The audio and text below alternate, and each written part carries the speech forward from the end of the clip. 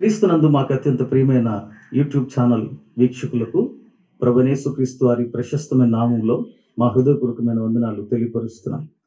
ప్రియులరా, అనేకులను దేవుని మార్గం వైపు నడిపించే ప్రయత్నంగా, అనగా లోకరక్షకుడైన యేసుక్రీస్తు ప్రభువుని పరిచయం చేసేటువంటి దిశగా ఈసీఎం నున్న అనేటువంటి ఈ యూట్యూబ్ ఛానల్లో కొన్ని ఆధ్యాత్మికమైనటువంటి సందేశాలు, దైవికమైన పాటలు, అలానే అనుభవపూర్వకమైనటువంటి రక్షణ సాక్ష్యాలు ఇందులో అప్లోడ్ చేయడం జరుగుతుంది. కనుక మేము పెడుతున్నటువంటి ఈ వీడియోలు మీకు రావాలంటే ఈసీఎం నున్న అనేటువంటి ఈ యూట్యూబ్ ఛానల్ని సబ్స్క్రైబ్ చేసుకోండి. అంతేకాదు, మేము పెడుతున్న వీడియోలు మీకు నోటిఫికేషన్ రూపంలో రావాలంటే సబ్స్క్రైబ్ చేసిన వెంటనే బెల్ ఐకాన్ని ప్రెస్ చేయండి. తద్వారా మేము పెడుతున్న వీడియోస్ మీకు ఎప్పటికప్పుడు మీ వద్దకు వస్తూ ఉంటాయి. అంతేకాదు, వాటిని లైక్ చేయండి. ఇవి ప్రయోజనకరమని మీరు భావిస్తే ఇతరుల రక్షణార్థమే వీటిని ఇతరులకు షేర్ చేసి ఈ పరిచర్యలో పాలిభాగస్తులు కావాలని ప్రభు పేరిట మనవి. అంతేకాదు మిత్రులారా, మేము చేస్తున్నటువంటి ఈ యొక్క యూట్యూబ్ పరిచర్య కంటే మించి స్థానికంగా మేము చేస్తున్నటువంటి ఎల్ షద్దై చర్చ్ మినిస్ట్రీస్ కోసం మీ అనుదిన ప్రార్థనలో జ్ఞాపకం చేసుకోవాల్సిందిగా మీకు మనవి చేస్తున్నాం. అనుకుంటున్నాం అని అడిగారంట తాత. అప్పుడు ఈయన అన్నాడంట, యాక్చువల్లీ నేను డిసైడ్ చేసుకోలేదు ఏ ఊరికి వెళ్ళాలని, నాకు పెద్ద గురేం లేదు అంటే. అప్పుడు ఆ తాత అన్నాడంట, అంటే నువ్వు ఏ దారికి వెళ్ళినా పర్వాలేదు, నీ ఇష్టం వచ్చిన దారికి వెళ్ళిపో అన్నాడంట. గురుంటే దారి అవసరం, గురులు అన్నాడు దారి ఎందుకు, ఎడిపోతే ఏమవుతుంది? పౌలు ఒక గురి పెట్టుకొని ప్రయాణం చేస్తా ఉంటున్నాడు. ఈనాడు ఇక్కడ కూర్చొని ఉంటున్న చాలా మంది విశ్వాసులు కూర్చొని ఉన్నారు, దైవ సేవకులు కూర్చొని ఉన్నారు. కాబట్టి ఈ దినాన్న మనకు ఒక గురి అంటూ ఉండాలి. ఏంటి ఆ గురి? దైవజనుల చరిత్రలు చదివితే ప్రతి వ్యక్తికి ఒక గురింట వచ్చింది. రిఫర్మేషన్ కి, లేకపోతే ఒక నవీన, ఒక నూతనమైన విప్లవానికి కారకుడుగా దేవుడు వాడుతా వచ్చిన ఒక దైవజనుడు మార్టిన్ లూథర్. ఆయనని what is the goal of your life, what is the goal of your faith, నీ విశ్వాసానికి గురేంటి, నీ జీవితానికి గురేంటి అని అంటే ఆయన లాటిన్ భాషలో కారన్ డేయో అని అంటా వచ్చాడు. అంటే కారన్ డేయో అంటే నేను దేవుని ముఖం ఎదుట బ్రతకాలి, ఇది నా జీవితానికి గురి. I want to live before the presence of God, before the face of God, under the authority of God and for the glory of God. నేను దేవుని ముఖం ఎదుట, దేవుని సన్నిధిలో, దేవుని అధికారం కింద, దేవుని మహిమ కోసం బ్రతకాలనుకుంటా. ఇదే నా జీవితానికి గురి అని అనుకుంటా వచ్చాడు. ఆయన చరిత్ర ఏం చేశాడు మనకు బాగా తెలుసు.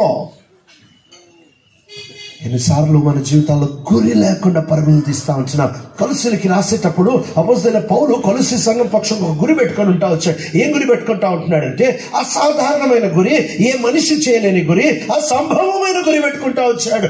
ఏం గురి పెట్టుకుంటా వచ్చాడు అని అంటే ప్రతి మనిషిని, ఈ మాట చదవడానికి సులువే, ఈ మాట వినడానికి సులువే, ఈ మాట చెప్పడానికి సులువే, కానీ ఒక స్థానిక దైవ సేవకుడిగా ఒక స్థలంలో కనుక ఉండి సేవ చేస్తే ఈ మాట పలకాలంటే భయం వేస్తుంది. ప్రతి మనిషి అసాధ్యం.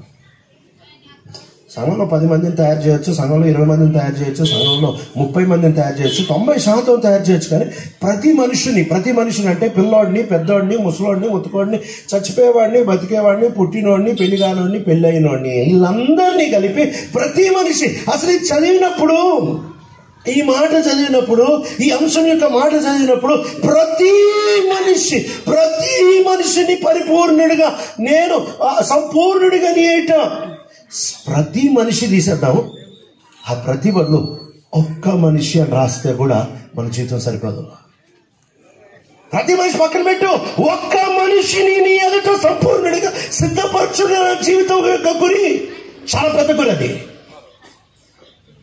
ఒక్క మనిషిని సిద్ధపరచడం పక్కన పెడదాం, ఒక మనిషిని సిద్ధపరచడం పక్కన పెడదాం. నన్ను నేను పరిపూర్ణుడిగా నీ ఎదుట నిలబడ్డాను. ఈ గురి కూడా మనం సాధించలేని గురి. ఎలా అనగలుగుతున్నాడు? ప్రతి మనిషినట, ఇంత పెద్ద గురి, ఇంత అసాధారణమైన సంగతిని ఎలా సాధించాలని అనుకుంటూ ఉంటున్నాడు. దానికి ఒక చక్కటి జవాబు కింద రాస్తాడు. ఎలా సాధించగలడు? 29వ వచనం, కొలస్సీలకి రాసిన పత్రిక 1వ అధ్యాయం 29వ వచనం. అందు నిమిత్తము, ఆ మాట బాగా గమనించండి, నాలో బలముగా కార్యసిద్ధి కలగ చేయు ఆయన క్రియాశీల శక్తిని బట్టి నేను పోరాడుచు. చాలండి, ఇక్కడ తాపేద్దాము. For I struggle with all his energy that so powerfully works with in me. నాలో కార్యసిద్ధి చేసే ఆయన శక్తితో ఇది సాధ్యం. నా శక్తితో అసాధ్యం. ఏ సేవకుని శక్తితో అసాధ్యం. ఏ పాట పాడే ఆయన శక్తితో అసాధ్యము. ఏ ప్రవక్త శక్తితో అసాధ్యం. ఏ స్వార్థికుని శక్తితో అసాధ్యం. ఏ ప్రార్థనా పరుని శక్తితో అసాధ్యం. ఏ హతసాక్షి శక్తితో అసాధ్యం. ఏ మిషనరీ శక్తితో అసాధ్యం. ఏ బైబిల్ని తర్జుమా చేసిన వ్యక్తి శక్తితో అసాధ్యం. ఏ బోధకుని శక్తితో అసాధ్యము. ఏ ఉపవాసాలు చేసేవారి శక్తితో అసాధ్యము. ఈ గురి సాధ్యము. 28వ వచనంలో ఉంటున్న ఈ పెద్ద గురి, ఈ అసమానమైన గురి, ఈ అసాధారణమైన గురి, ఈ అసంభవమైన గురి సాధ్యం ఎట్లా తెలుసా? ఆయన శక్తితో. Only God is big enough to be able to achieve this. దేవుడు ఒక్కడే దీన్ని సాధించేంత పెద్దోడు. దీన్ని సాధించేంత పెద్ద సేవకుడు లేడు. దీన్ని సాధించగలిగిన అపొస్తలుడు లేడు. దీన్ని సాధించగలిగిన నాయకుడు లేడు. దీన్ని సాధించగలిగిన ప్రార్థనా పరుడు లేడు. దేవుని శక్తితో మాత్రమే ఇది సాధ్యం. ఇది నాన్న మనం ఈ విషయాన్ని గ్రహించాలి ప్రియుడా. అనేక సార్లు మనం ఏదో చేయగలమంటే ఇంపాసిబుల్. మనం ఏమీ చేయలేని వారము. మన సమస్య ఏంటంటే మనం చేద్దాం అనుకుంటే ఇదే మన సమస్య. మన ప్రాబ్లం ఏంటంటే నేనేదో చేయగలను. కాదు ప్రియుడా, నువ్వేమీ చేయలేవు. అనేక సార్లు సువార్త అనే ఈ పదాన్ని చాలా తప్పుగా గ్రహిస్తూ వచ్చాను. కాబట్టి బాగా బైబిల్ తెలిసిన పండితులే మీరు అయితే తూకిగా సువార్త అంటే ఏంటో మీ ముందు పెట్టడానికి ప్రయత్నం చేస్తా. సువార్త అని అంటే సామాన్యంగా చెప్పాలంటే అది ఒక మంచి వార్త అంతే. కొంతమంది చెప్తా ఉంటారు సువార్తని మనం చెప్పనవసరం, మనం చూపించవచ్చు. వార్తలు ఎలా చూపిస్తామండి? వార్తలు ఎలా చూపిస్తాం? వార్తలు చెప్పాలి. వార్తలు ఎవరు చూపించలేరు. ఇప్పుడు ఒకవేళ నిన్నటి దినాన్న ఫుట్బాల్ మ్యాచ్ ఒకటి అయింది అనుకో. ఇప్పుడు 7 గంటలకి మీకు వార్తలు చూపిస్తాం అని చెప్పి ఆ న్యూస్ రీడర్ ఫుట్బాల్ ఆడతాడా? వార్తలు ఎలా చూపిస్తారు? నిన్న అయిపోయింది. వార్తలు చెబుతారు. ఇది ఒక మంచి వార్త. ఏంట మంచి వార్త అని అంటే మనం మన తల్లిదండ్రుల్లో ఉన్నాం, వాళ్ళు వాళ్ళ తల్లిదండ్రుల్లో ఉన్నారు. అలా మనమందరము దేవుడు ఆరంభంలో తయారు చేసిన మనిషి పేరు ఆదాము అవ్వ వారిలో ఉన్నాం. మీకు అర్థం అవడానికి ఒకవేళ నా అమ్మమ్మ వాళ్ళ అమ్మ పెళ్ళి కాకముందు చచ్చిపోయింది అనుకో, నేనుంటానా? ఉండను. అంటే నేను మా అమ్మమ్మ వాళ్ళ అమ్మలో ఉన్నాను అంటే తప్పు కాదేమో. అమ్మలో ఉన్నాను. అట్లా మనం అందరం ఈ ప్రపంచంలో ఈనాడు ఉంటున్న 9 బిలియన్ మంది అందరూ ఆదాములో ఉన్నారు. అందరూ ఆదాములో ఉన్నారు. ఆదాములో ఉన్నప్పుడు దేవుడు ఆదాముకి ఒక ఆజ్ఞ చెప్పాడు. ఆదాము, మంచి చెడ్డను తెలివినిచ్చు వృక్షఫలం తినద్దు, తింటే చచ్చిపోతావు. ఆదాము తిన్నాడు. ఏ రోజు ఆదాము తిన్నాడో, నేను చెప్పా కదా, మా అమ్మమ్మ వాళ్ళ అమ్మ పెళ్లి కాకుండా చచ్చిపోయింది అనుకో, ఆమెలో మా అమ్మమ్మ వాళ్ళ అమ్మమ్మ కూడా చచ్చిపోయింది, ఆమెలో మా అమ్మమ్మ కూడా చచ్చిపోయింది, ఆమెలో మా అమ్మ కూడా చచ్చిపోయింది, ఆమెలో నేను కూడా చచ్చిపోయా, నా తర్వాత తరాలన్నీ చచ్చిపోయాయి. అట్లానే ఆ మొదటి వ్యక్తి పాపం చేసినప్పుడు నువ్వు నేను మానవాళ్ళంతా ఆయన నుంచి వచ్చింది కాబట్టి అందరూ ఆయనలో ఉండి ఆ పాపం చేశారు. ఇప్పుడు అసలు వార్త, సువార్త ఎవరికి అందుతుంది అని అంటే, దుర్వార్త ఏంటో తెలిసినోడికే సువార్త అర్థమవుతుంది. దుర్వార్త ఏంటో తెలుసా? చాలాసార్లు ఈ మాట మనకి క్రిస్మస్ సీజన్ లో బాగా వినిపిస్తూ ఉంటాయి తెలుసా. దేవుడు పాపుల్ని ప్రేమిస్తాడు. ఆహా, బైబిల్ ఎక్కడుందో? దేవుడు పాపుల్ని ప్రేమిస్తాడు, పచ్చి అబద్ధం. ఆయనకి పాపులంటే చెడ్డ చిరాకు. ఆయనకి పాపులంటే అస్సలు పడదు, చిరదర పడుతుంది, విరక్తి వస్తుంది ఆయనకి పాపులంటే. ఆయనకి పాపి గాని, పాపి చేసే పనులు గాని, పాపము గాని, పాపి నుంచి వచ్చే ఉత్పత్తి గాని, ఇవన్నీ దేవుడికి చెడ్డ అసహ్యం. అందుకనే మానవుణ్ణి ఏదేను తోటలో పెట్టకుండా మానవుణ్ణి బయటికి తరిమేస్తా వచ్చాడు. ఎందుకు తెలుసా? ఆయన ఒక పాపిని ప్రేమించినాడు. బహుశా ఈ డైలాగ్ కూడా చాలా ఫేమస్ ఏమో. ఏంటంటే దేవుడు పాపిని ప్రేమిస్తాడు, పాపాన్ని ద్వేషిస్తాడు. నరకంలో వేసేది పాపాన్న పాపినా? పాపినేస్తాడు. ఆయన ద్వేషించేది పాపాన్ని అయితే పాపాన్ని వేయాలి కదా, పాపిని ఎందుకు వేస్తున్నాడు? పాపంటే చిరాకు. పరిశుద్ధుడైన దేవుడు, పరిశుద్ధుడైన దేవుడు ఒక పాపిని ప్రేమిస్తే ఆయన పాపి అయి ఉండాలి. ఒక పాపిని ప్రేమించగలను. ఆయనకి చెడ్డ చిరాకు పాపం అంటే. దేవుడు పాపులను ప్రేమించాడు. ఇది చెడ్డ వార్త, గుర్తుపెట్టుకో. నా మాట కాదు, బైబిల్ మాట. చదువు మాట. కీర్తనలకు వద్దాం. కీర్తన 11:5. కీర్తన 11. కీర్తన 11:5. చదువుతారా? యెహోవా నీతిమంతులను పరిశీలించి దుష్టులను బలాత్కారులను ఆయనకు అసహ్యులు. ఇది బైబిల్లో రాయబడుతున్న మాట. ఏంటి తెలుసా? ఇంగ్లీష్ బైబిల్లో చదువుతా ఉంటున్నాడు. But the wicked and those who love violence his soul hates. ఆయనకి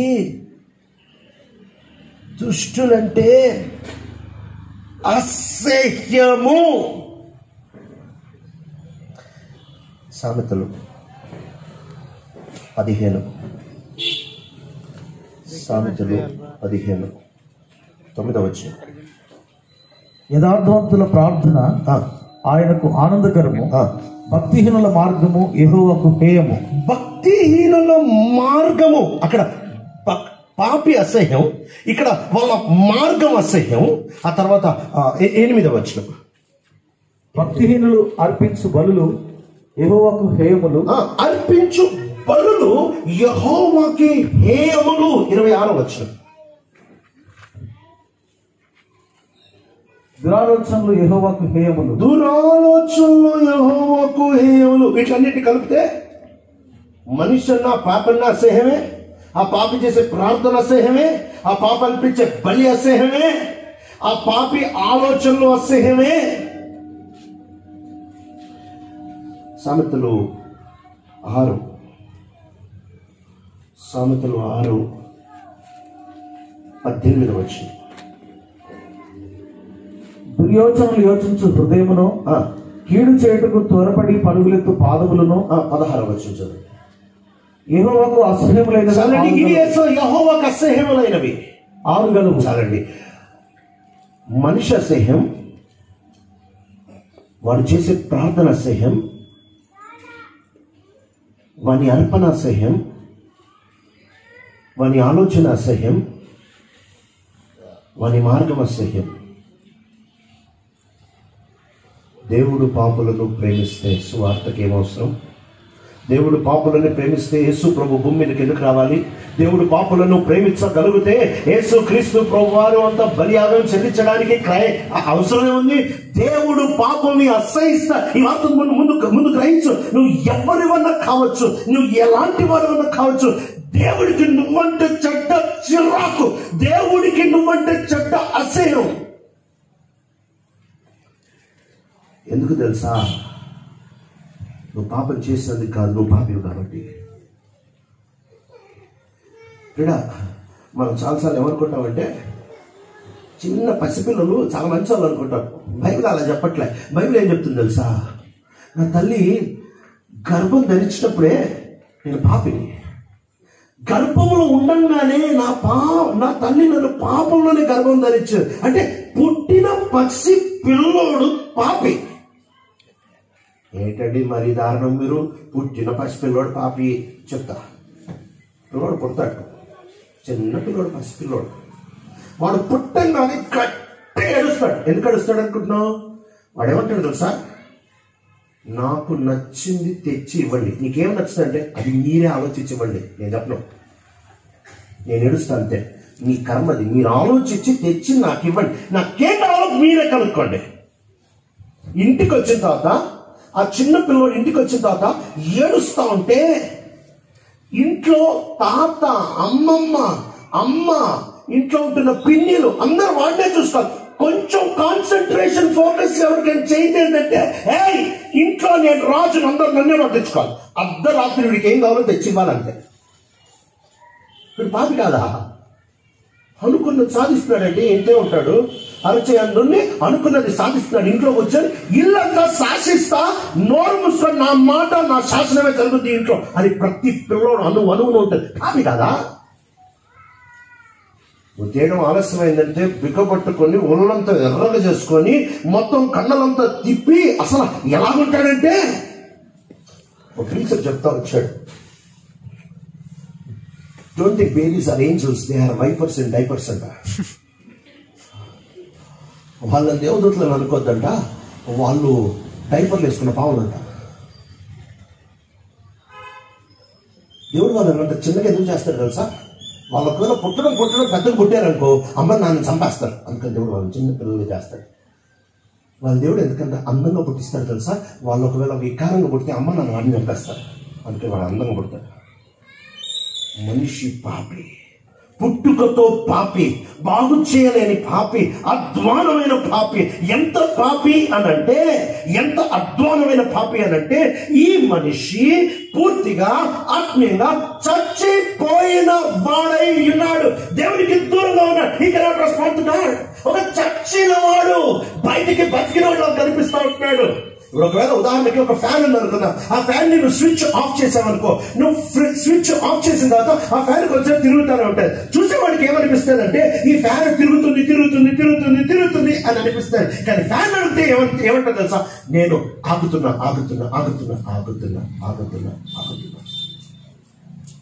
ప్రతి మానవ జన్మ బతకట్లే, చస్తుంది పుట్టినాళ్ళ నుంచి. అందుకని ఇంగ్లీష్లో చాలా బాగుంటుంది. నీ ఏజ్ ఎంత అంటే 39 రన్నింగ్, సిట్టింగ్, స్టాండింగ్, వాకింగ్ అదంట. రన్నింగ్ పరిగెడుతుంది వయసు. ఎక్కడ పరిగెడుతుంది? సమాధికి. పుట్టినాళ్ళ నుంచి పరుగులు తీస్తున్నాం, చావు వైపు పరుగులు తీస్తున్నాం. ఇది మన స్థితి. దేవుడికి చాలా అసహ్యం మనం అంటే, మనం దేవుడికి దూరంగా పారిపోతా వచ్చున్నాము. బైబిల్ మనకు ఒక పేరు పెట్టేస్తా వచ్చింది. ఎఫెసీ 2:1 మీరు మీ అతిక్రమంలో, మీ పాపంలో చచ్చిన వారై ఉండగా, చచ్చిపోయిన వారము. సువార్తలు చాలాసార్లు మనం ఒక ఉదాహరణ వింటా ఉంటాం. ఏ ఉదాహరణ వింటాం తెలుసా? ఒక ఊబి ఉండింది, ఆ ఊబిలో ఒకడు మునిగిపోతా వచ్చున్నాడు, దానిలో ఒకడు నిలబడ్డాడు, వాడు కర్ర తాడు ఏదో వేస్తే ఈ వ్యక్తి దాన్ని పట్టుకున్నాడు, బయటకు వచ్చాడు. అయితే ఈ ఉదాహరణ బైబిల్ ప్రకారం తప్పు. ఎందుకు తెలుసా? లోపల ఉంది ఒక మనిషి, దాని లోపల ఉంది ఒక శవం. ఊబిలో ఉంది ఒక శవము. ఊబిలో ఉంటున్న శవము నువ్వు తాడేస్తే పట్టుకోదు, శవాలు పట్టుకోవు, శవాలు ప్రతిస్పందించవు. ఒకవేళ ఒక వ్యక్తి కనుక బావిలో పడితే ఆ వ్యక్తిని రక్షించడానికి నువ్వు తాడేయచ్చు, కర్రయచ్చు, ఏదో ఒక నిచ్చినేయచ్చు. కనుక శవం పడిందనుకో, ఒకవేళ చచ్చిపోయిన వాడు పడ్డాడనుకో, శవము లోపల పడితే నువ్వు తాడే నిచ్చనే రాడు. ఎందుకంటే శవం పట్టుకోదు కాబట్టి. ఆ శవం బయటకు రావాలంటే ఒకే ఒక విధానం ఏంటి తెలుసా? బయట ఉంటున్నాడు, శవం దగ్గరికి వెళ్ళాలి. శవం ఏమి చెప్పినా దాన్ని బలవంతంగా పట్టుకోవాలి, దాన్ని ఎత్తుకోవాలి, దాన్ని బలవంతం దాని మీద వేసుకోవాలి. ఆ శవం ఏమాత్రం సహకరించదు. ఆయన తన శక్తిని బట్టి దాన్ని తీసుకొని బయటకు రావాలి. ఇది మన స్థితి. దేవుడికి మనం అంటే చెడ్డ అసహ్యం. దేవుడికి మనం అంటే చెడ్డ చిరాకు. మనమన్నా, మన క్రియలన్నా, మన ప్రార్థనలన్నా, మన భక్తి అన్నా, మన ఆలోచనలన్నా, మన అర్పణలన్నా దేవునికి అసహ్యం. నువ్వు ఎవరు అన్నా కావచ్చు, అది దేవునికి అసహ్యం అని బైబిల్ చెప్తుంది.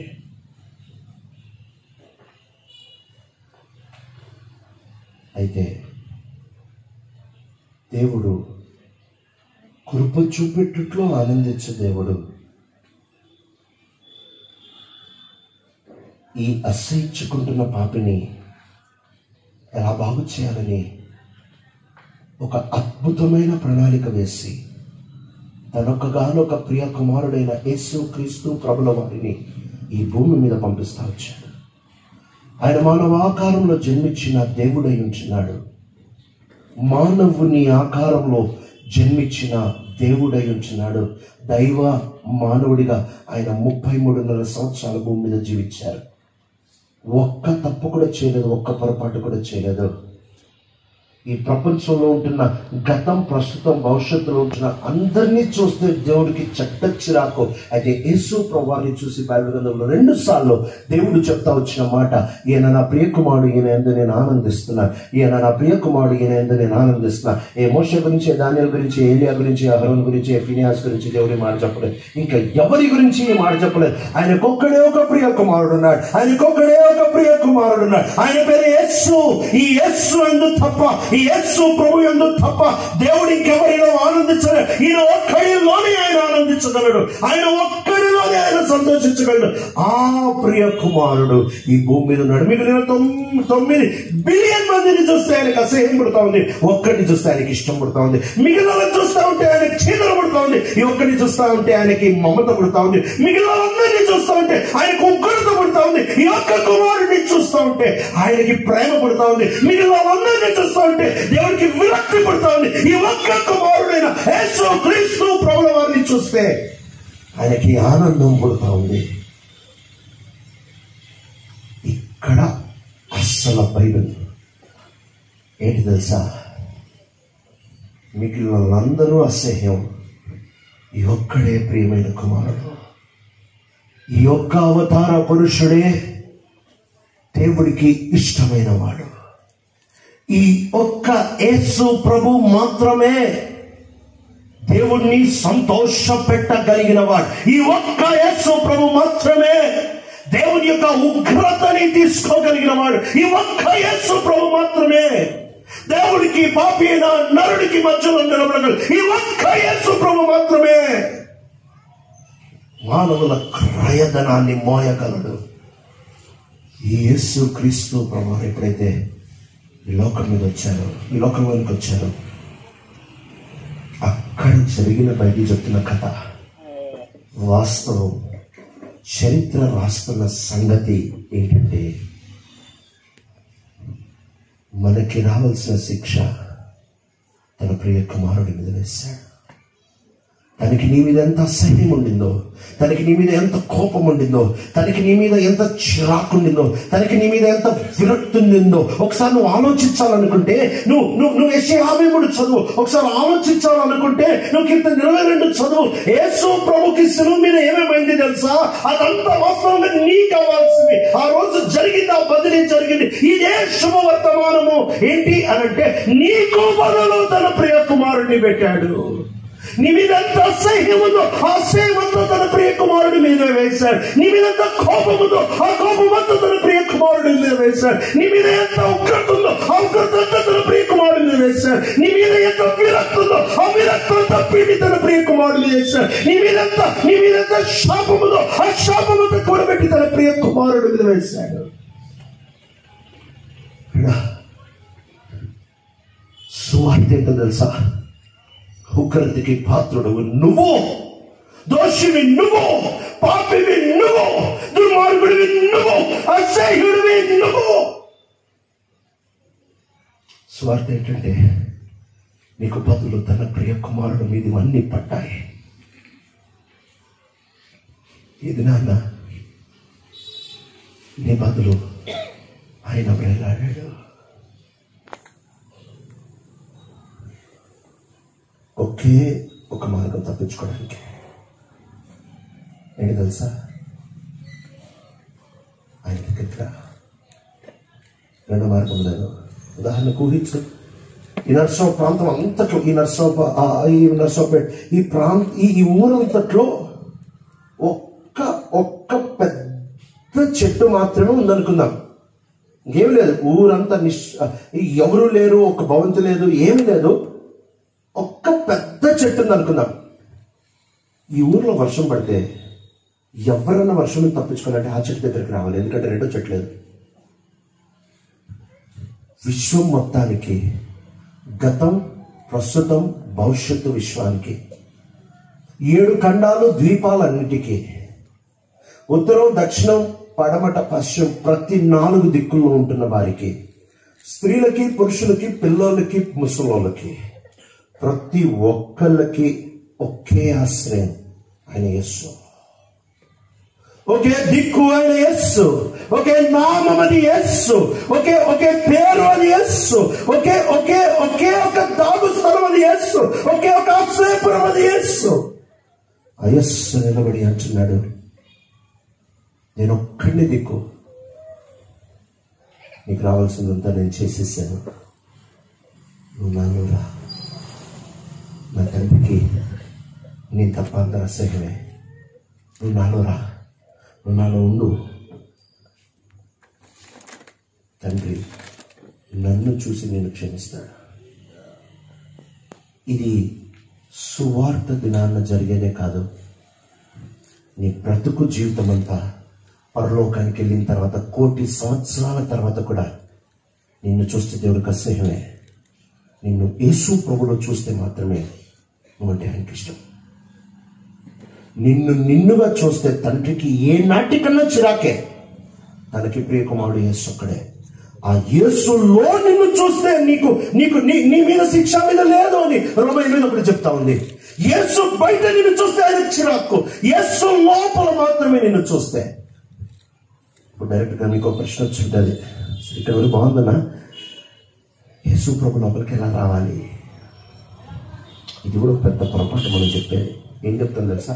సూక్ష్మంలో మోక్షం అంట. పనికి మాలిన డైలాగ్ ఎవరు కనిపెట్టాడు?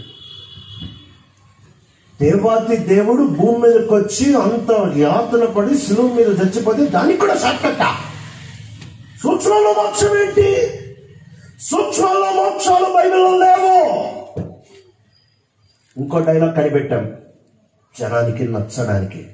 ఏంటి తెలుసా? నువ్వు పరలోకానికి వెళ్ళడానికి. చెత్త. దేవుడు పరలోకానికి టికెట్లు అమ్మట్లే.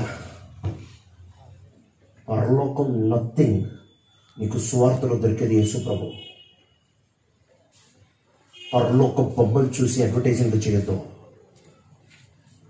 పరిపూర్ణుడిగా ఒకడు తయారవ్వాలంటే వాటి యేసు దొరకాలి, పరలోకం కాదు. ఇంకో మాట కనిపెట్టాను. ఏంటి తెలుసా? చాలా సులువు అండి, ఏం లేదు. మీరు పాపాలు ఒప్పుకోండి. పాపాలు ఒప్పుకోవడం ఏంటి? పాపాలు ఒప్పుకుంటే సరిపోదు. బైబిల్ చెప్తున్న మాట, యేసు ప్రభు నోట్లో నుంచి వచ్చిన మొదటి పదం ఏంటి తెలుసా? పశ్చాత్తాప. తెలుగు అయితే మారు మనసు ఉంటుంది, ఇంగ్లీష్ బైబిల్ అయితే రిపెంట్. పశ్చాత్తాపడి. మత్తయి సువార్త 4:15 ఉంటుంది పశ్చాత్తాపము. నేను యేసు ప్రభు లోపల తెచ్చానే తెలుసా? ఒప్పుకోలు కాదు, పశ్చాత్తాపం తెస్తుంది. ఒప్పుకోలు పశ్చాత్తాపం తేడా ఏంటి తెలుసా? ఒప్పుకోవడం అంటే, ఒకవేళ ఈ బాటిల్ పాల్గొట్టాను అనుకో, పొద్దున పాల్గొట్టి అమ్మ బాటిల్ పాల్గొట్టాను, మధ్యాహ్నం మళ్ళీ పాల్గొట్టా, అమ్మ మధ్యాహ్నం కూడా మళ్ళీ పాల్గొట్టా, రాత్రి మళ్ళీ పాల్గొట్టా, అమ్మ రాత్రి కూడా మళ్ళీ పాల్గొట్టా. అంటే చేసింది చెప్తున్నా. ఇది ఒప్పుకోవడం. ఇలా చెప్పుకుంటా పోతే మరుసటి రోజు పొద్దున మళ్ళీ పాల్గొడతాం, మళ్ళీ చెప్తాం, మధ్యాహ్నం మళ్ళీ పాల్గొడతాం, మళ్ళీ చెప్తా, రాత్రి మళ్ళీ పాల్గొడతాం, మళ్ళీ చెప్తా. ఒప్పుకునేవాడు మళ్ళీ చేస్తాడు, మళ్ళీ ఒప్పుకుంటాడు. ఎందుకు తెలుసా? నొప్పి పుట్టట్లే, లోపలికి ఏం గాయం కావట్లే, ఇడికేం పోయింది, మళ్ళీ చేస్తాడు, మళ్ళీ ఒప్పుకుంటాడు. దేవుడు ఒప్పుకోమని చెప్పట్లేదు, దేవుడు పశ్చాత్తాపడమని చెప్తున్నాడు. పశ్చాత్తాపం అంటే ఏంటో తెలుసా?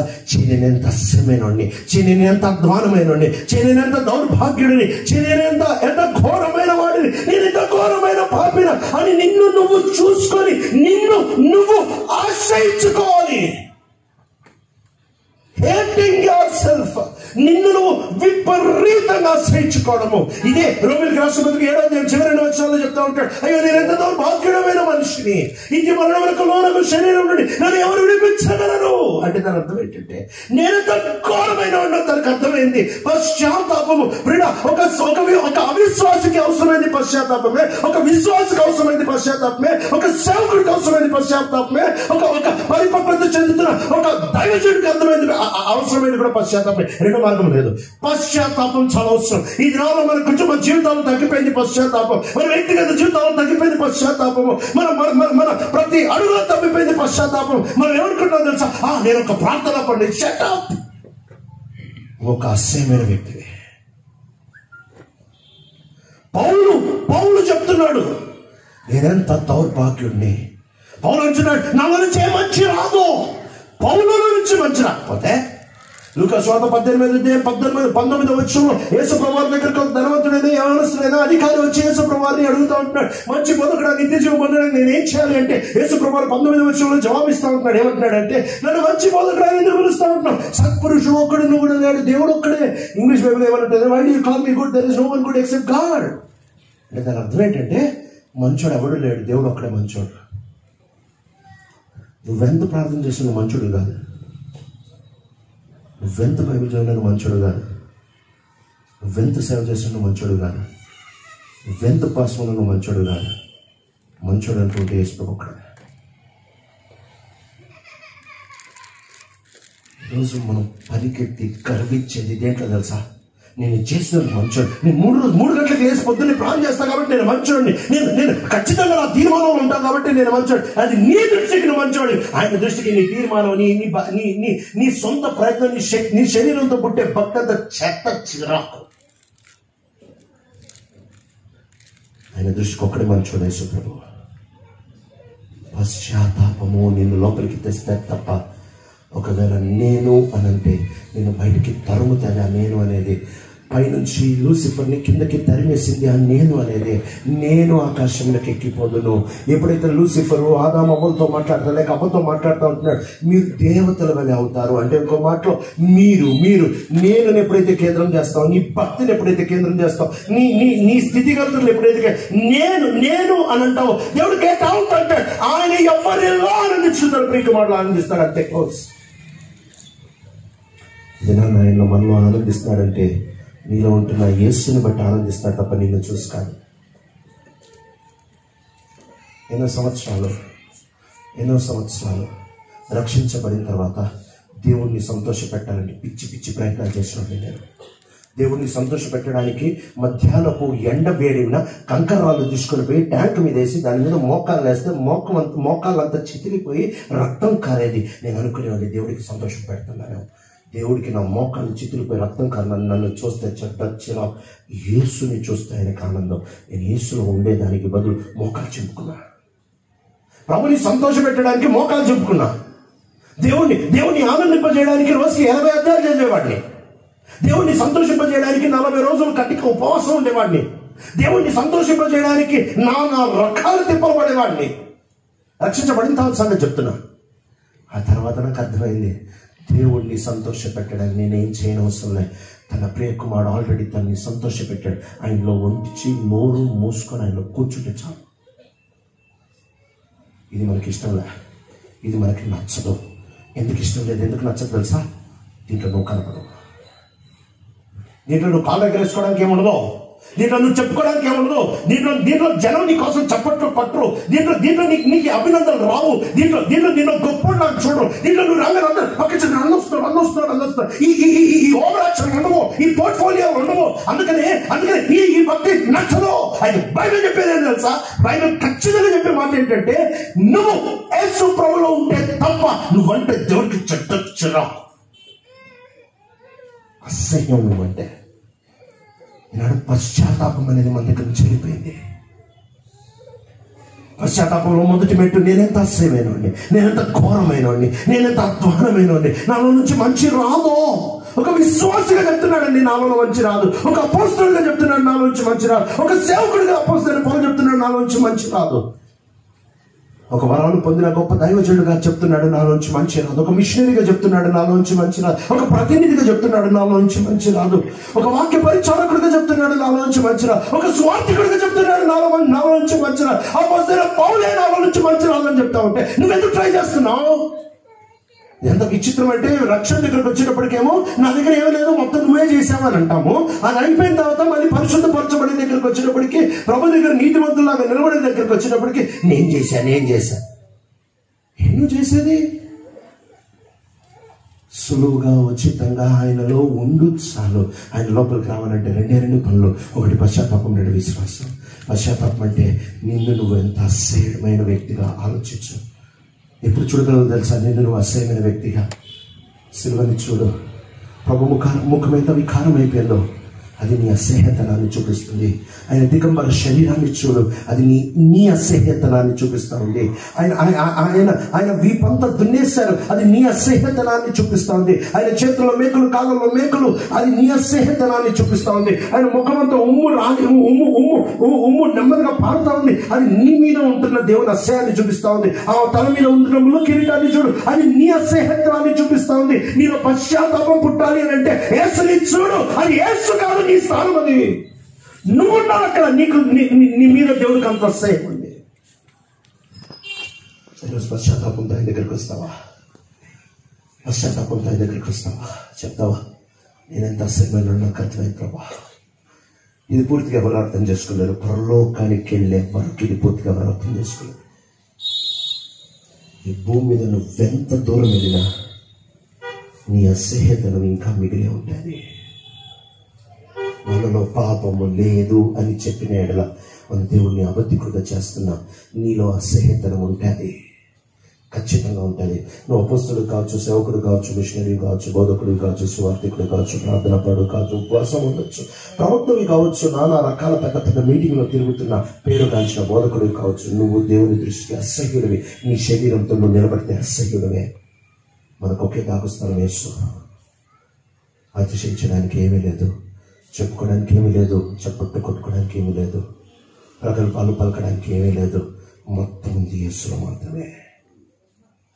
ప్రతి ఆత్మీయ ఆశీర్వాదము ఎఫెసీయులకు రాసిన పత్రిక 1:3 చెప్తా ఉంది. యేసు క్రీస్తు ప్రభులో ప్రతి ఆత్మీయ ఆశీర్వాదాన్ని ఆయన మనకి అనుగ్రహించెను. యేసు ప్రభులో ఇప్పటికే అన్ని ఆశీర్వాదాలు మనకి ఇచ్చేశాడు అని అంటే, యేసు బయట వెతుకుతున్నావంటే బైబిల్ని దాటిపోదాం అనుకుంటుంది. నీది ఓవరాక్షన్ కాదా? యేసులో అన్ని ఆశీర్వాదాలు ఉన్నాయంటే ఆయనలో ఉంటున్న ఆశీర్వాదం బయట ఉండి నువ్వు సంపాదించాలనుకుంటున్నావు. ఏం యేసు సమానుడు అవుదాం అనుకుంటున్నావా? లూసిఫర్ పాపము ఇది. యేసులో మొత్తం ఉంది. ఆయన గురించి అనుభవించంటే నువ్వు చేయాల్సింది పశ్చాత్తాపడు. పశ్చాత్తాపం అంటే నీలో ఉంటున్న అసహ్యతనాన్ని చూడు. అంతేకాదు, రెండవది, నువ్వు చేసిన పొరపాటుని ఒప్పుకో. మూడవది, ప్రభా తిరిగి వెనక్కి వెళ్ళను అని చెప్పు. ఈ మాటలన్నీ మొదటి రాజు 8వ అధ్యాయంలో 47, 48 వచనాల్లో, 49 వచనాల్లో సొలొమోను మందిర ప్రతిష్టప్పుడు ప్రార్థన చేసినప్పుడు ఈ పదాలని వాడుతూ ఉంటాడు. ఇంగ్లీష్ లో చాలా బాగుంటుంది. ఏమనంటే, వీ హ్యావ్ యాక్టెడ్ వికెడ్, మేము దుర్మార్గులము. ఆ తర్వాత రెండోది, మేము పాపం చేశాము. మూడోది, మేము మళ్ళీ పాపం చేయాలని అనుకోవట్లేదు, పశ్చాత్తాపడుతున్నాము. పశ్చాత్తాపం అంటే నీ అసహ్యత్వాన్ని చూసుకోవడం. పశ్చాత్తాపము అని అంటే నువ్వు ఎవరైనా ఒక వ్యక్తిని చూసేటప్పుడు ఆ వ్యక్తి తన గురించి తాను గొప్పగా చెప్తున్నాడా, ఆ క్షణాన్ని గుర్తుపెట్టుకో. ఆ వ్యక్తి యేసుప్రభు నుంచి బయటకు వచ్చేసాడు. ఆ వ్యక్తి తన స్వనీతి మీద నిలబడుతున్నాడు. ఒక వ్యక్తి నేను పొద్దున్న 4 గంటలకు లేచి అంటున్నాడా, అయితే గుర్తుపెట్టుకో, ఆ వ్యక్తి పోయాడు. పశ్చాత్తాపం పోయింది. ఆయన ఏదో గొప్పవాడు అనుకుంటున్నాడు. ఒక వ్యక్తి నేను బైబిల్ ఇంత రోజుకి అధ్యాయం పోయాడు. ఆ వ్యక్తి అయిపోయాడు, స్టోరీ క్లోజ్. ఎందుకంటే వాడు పశ్చాత్తాపం ఆగిపోయింది. వాడు ఏదో గొప్పవాడని చూపించుకుంటాడు. గొప్పతనం చెప్పడానికి ఏం లేదండి, యేసు ఒక్కడే గొప్ప. అందుకని భక్తుడు ఇలా చెప్తా వచ్చాడు, నాలో ఏదైనా మంచి ఉంటే అది యేసు, నాలో ఏదైనా చెట్టు ఉంటే అది నేను. నాలో ఏదైనా మంచి ఉంటే అది యేసు, నాలో ఏదైనా చెట్టు ఉంటే అది నేను.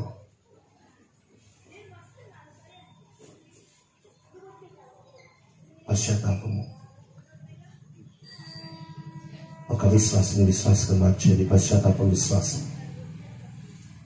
ఒక విశ్వాసిగా నిలిపేది పశ్చాత్తాపము విశ్వాసం. ఒక సేవకుడిని సేవకుడిగా కాపాడేది పశ్చాత్తాపం విశ్వాసం. ఒక విశ్వాసిని పరిపక్వతలోనికి తెచ్చేది పశ్చాత్తాపం విశ్వాసం. ఒక పాపిని పరిశుద్ధపరచబడిన తర్వాత పరలోకానికి ఎక్కించేది పశ్చాత్తాపం విశ్వాసం. ఈ 4 మెట్లు గుర్తుపెట్టుకో.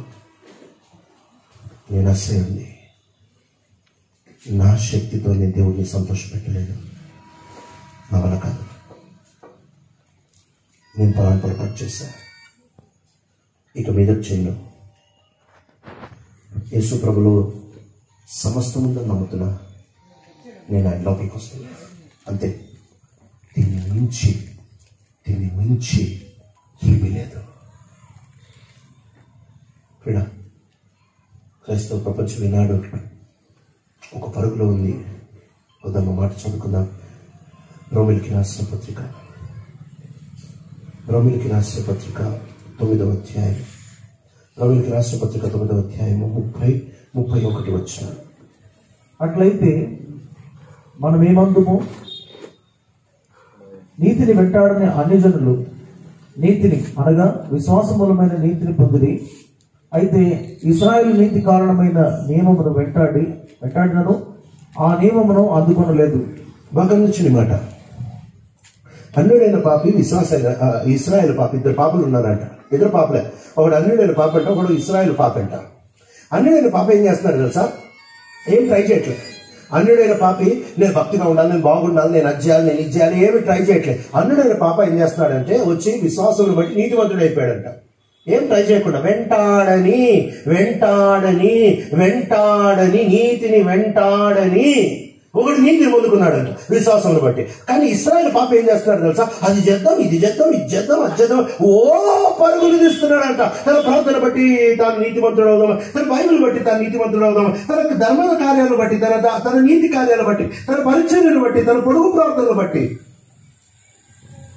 తన కానుకలను బట్టి, తన దశంభాగాలను బట్టి నీతిమంతుడు అవుదాం అనుకున్నాడంట.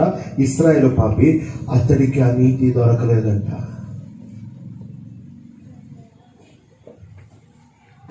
ఏనాడు కూడా నేను ఇది చేసినందుకు దేవుడు నాకు ఇది చేశాడు అనే హక్కు మనకు లేదు.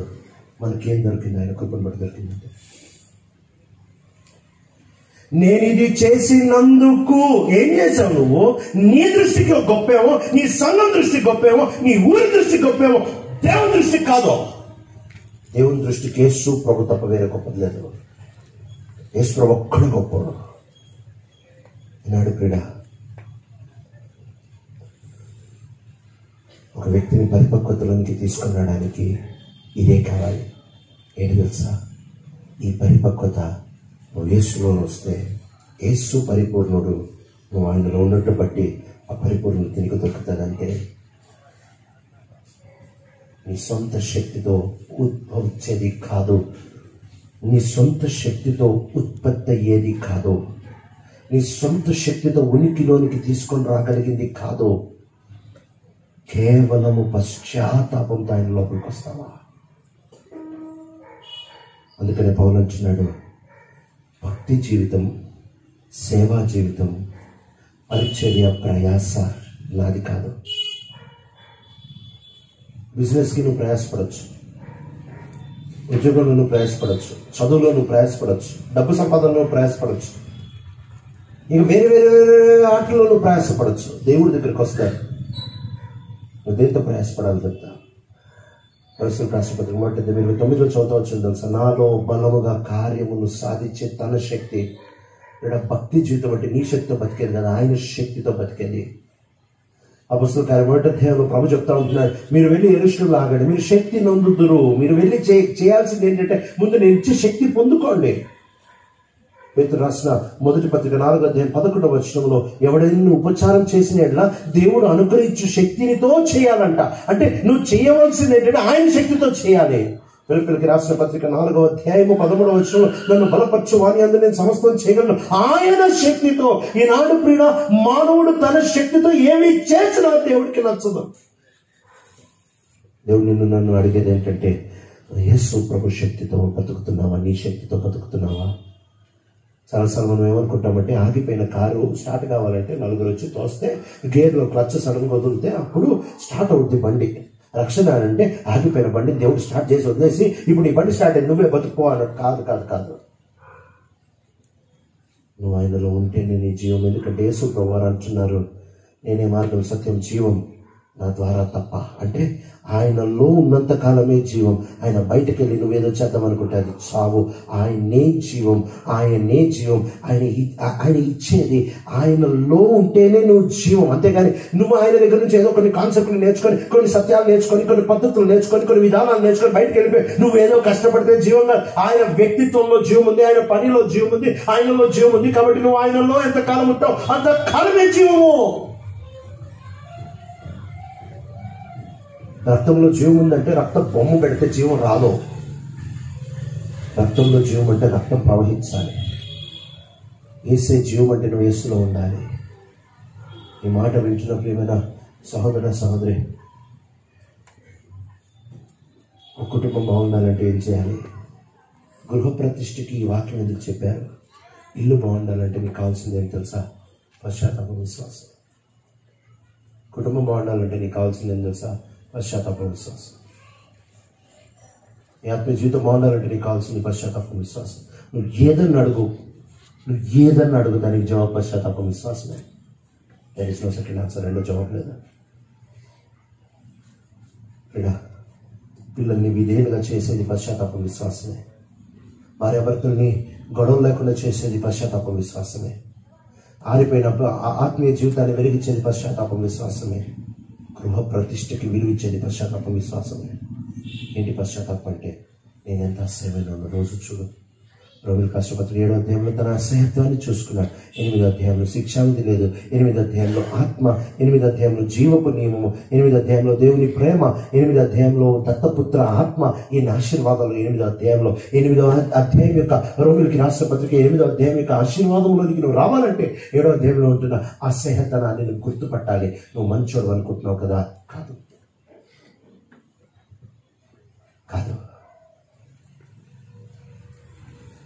బహుశా పశ్చాత్తాపడేది రోజులైపోయింది. ప్రతి క్షణం పశ్చాత్తాపడాలి. ప్రభు నీకు ఏదైనా మాట్లాడంటే పశ్చాత్తాపంతో నాలాంటోడితో నువ్వు ఎలా మాట్లాడాలనుకుంటున్నావు ప్రభా? నువ్వు పశ్చాత్తాపడితే, పశ్చాత్తాప హృదయం ఉంటేనే నువ్వు ఎంత అసహ్యంగా నీకు అర్థమవుతుంది. ప్రభు మాట్లాడినప్పుడు ఆ మాటకి విలువ నీకు తెలుస్తుంది.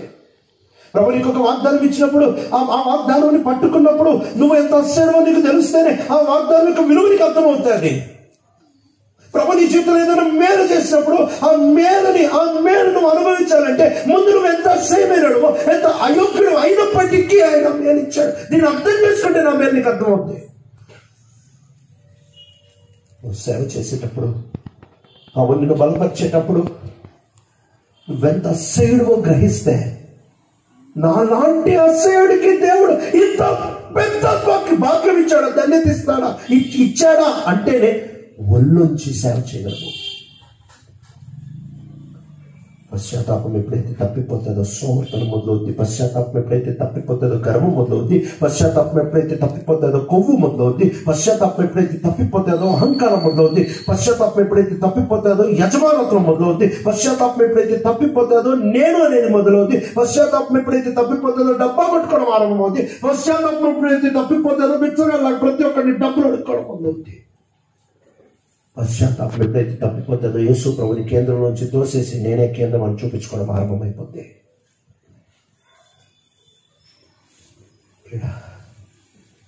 క్రైస్తవ జీవితం ఆరంభం సువార్తే, మధ్యలో సువార్తే, చివరిలో సువార్తే, నిత్యత్వానికి కూడా సువార్తే. సువార్త అంటే ఏంటి తెలుసా? తనకి ఇష్టమైన యేసు ప్రభు ఒక్కడే. నువ్వు ఆయనలో ఉంటే తప్ప నువ్వంటే దేవుడికి చెత్త చిరాకు. ఇది సువార్త అంటే. ఈనాడు నీ హృదయం పెట్టింది.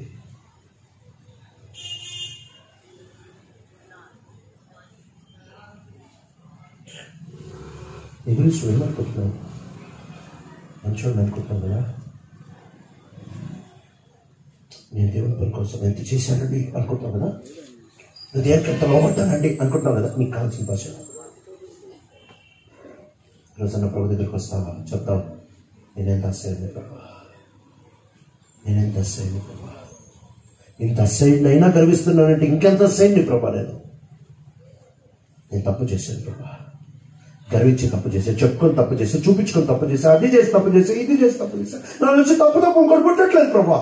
నాకు మనసు లేదు ప్రభు అక్కడికి పోవాలని నేను నమ్ముతున్నా. నా బదులు యేసు ప్రభు, ఇదిగో నేను విశ్వసిస్తున్నా, యేసు ప్రభులో సమస్త ఆశీర్వాదాలు ఉన్నాయని, ఆత్మీయ ఆశీర్వాదాలు యేసు ప్రభులో గుప్తమై ఉన్నాయని నమ్ముతున్నాను. ఇంతే ప్రేరణ నీ జీవితానికి కావాల్సింది. అయితే ఇది సాధ్యపరచడానికి దేవుని ఆత్మ, దేవుని వాక్యం, ప్రార్థన, సహవాసం చాలా అవసరం. ఒక మందిరం నడవాలంటే, ఒక దేవుని సహవాసం నడవాలంటే కావాల్సింది పశ్చాత్తాపం, విశ్వాసం. ఏ రోజు ఆ సమయంలో పశ్చాత్తాపం తగ్గిపోతుందో గొడవలు ఆరంభమవుతాయి. ఏ రోజు ఒక కుటుంబంలో పశ్చాత్తాపం ఆగిపోతుందో భార్యాభర్తల మధ్యలో గొడవలు ఆరంభమైపోతాయి. ఏ రోజు ఒక వ్యాపారంలో పశ్చాత్తాపం ఆగిపోతుందో, ఏ రోజు ఒక కుటుంబంలో పశ్చాత్తాపం ఆగిపోతుందో భార్యాభర్తల మధ్యలో గొడవలు ఆరంభమైపోతాయి. ఏ రోజు ఒక వ్యాపారంలో పశ్చాత్తాపం ఆగిపోతుందో భార్యాభర్తల మధ్యలో గొడవలు ఆరంభమైపోతాయి. ఏ రోజు ఒక కుటుంబంలో పశ్చాత్తాపం ఆగిపోతుందో గర్వం పెరిగిపోతుంది. ఎక్కడన్నా చూడు క్రీడ, నీ అసహ్యతనాన్ని చూడు, క్షేమం ఉంటావు. నీలో మంచి లేకపోయినా మంచి ఉన్నట్టు ఉడిచి చూడు, నీ నాశనాన్ని ముందే తిరుగుతూ ఉంటుంది. ఈరోజు యేసు ప్రభు దగ్గరికి ఒక్కసారి వస్తావా?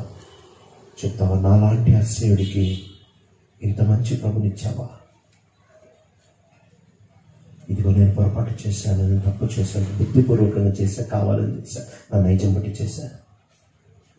ప్రభా, ఇంకోసారి చేయాలని మనస్సు లేదు, నాకు సహాయం చేయాలని అడుగు. యేసు ప్రభు సమస్త ఆశీర్వాదాలు ఉన్నాయని గ్రహించు. నువ్వు యేసులో ఉండు, అంతే చాలు. ప్రతి మనుషుని పరిపూర్ణుడిగా తయారు చేసేది యేసు శక్తి, మనిషి శక్తి కాదు. మనం చెప్పేది, చేసేది, చూపించేది, బతికేది పశ్చాత్తాపం తప్పకు ఇంకోటి ఉండకూడదు. ఎందుకంటే పశ్చాత్తాపంలో ఎన్ని చూపించుకుని యేసుని చూపిస్తా. పశ్చాత్తాపడే వాడి మాటలు యేసుని చూపిస్తాయి, పశ్చాత్తాపడే వాడి నడక యేసుని చూపిస్తాయి, పశ్చాత్తాపడే వాడి పరిచర్య యేసుని చూపిస్తాయి, పశ్చాత్తాపడే వాడి కుటుంబం యేసుని చూపిస్తుంది. నేనెంత అసహ్యుడిని, నేను అయోగ్యుడిని, నేను దేనికి పనికిరానండి, నేను ఇంత చండాలపు పనులు చేసిన వాడిని, నాకు చేయాలని మనస్సు లేదు అని ఎవరైతే అంటారో అలాంటి వాళ్ళు ఈ మాత్రమే యేసుని చూపించగలరు. అంతేగా నేనే చేస్తా. భావోద్రేకాన్ని రెచ్చగొట్టేవాడు సైకియాట్రిస్ట్, హిప్నోటిస్ట్. ఇలా భావోద్రేకాలు 2 రోజులు ఉంటాయి. తీర్మానం తీసుకొని నిలబడదాం అనుకుంటావు కదా, చాలా మంది అనుకుంటారు అలా తీర్మానం తీసుకొని నిలబడతాం. ఒకవేళ నువ్వు నిలబడ్డ దేవుడు అంటాడు, నీ శరీరంతో నిలబడ్డా నాకు అవసరం. ఆయన తీర్మానం తీసుకుని ఎవరు నిలబడగలడు? తీర్మానం తీసుకుని ఎవరు నిలబడగలరండి? నువ్వు అనుకున్నట్టు నిలబడతావు కానీ ఆయన అనుకున్నట్టు నువ్వు నిలబడరు. యేసు ప్రభు తప్ప ఆయన అనుకున్న స్థాయికి ఎవరు చేరలేరు. నువ్వు నిలబడాల్సిన ఆయన అంతే. కృప మీద ఆధారపడి పశ్చాత్తాపంతో ఆయన దగ్గరికి వచ్చి, ప్రభా నేను మంచోడు కాదు, నీ ప్రియకుమారుడు మంచోడు, ఆయన నన్ను బ్రతుకుతాను చెప్తావా? నీ ఆత్మీయ జీవితం అంతా నిన్ను పరిపక్వతలోనికి నడిపించే పూచి యేసుక్రీస్తు ప్రభు. పశ్చాత్తాపడు, విశ్వసించు. దేవుడి వాక్యాన్ని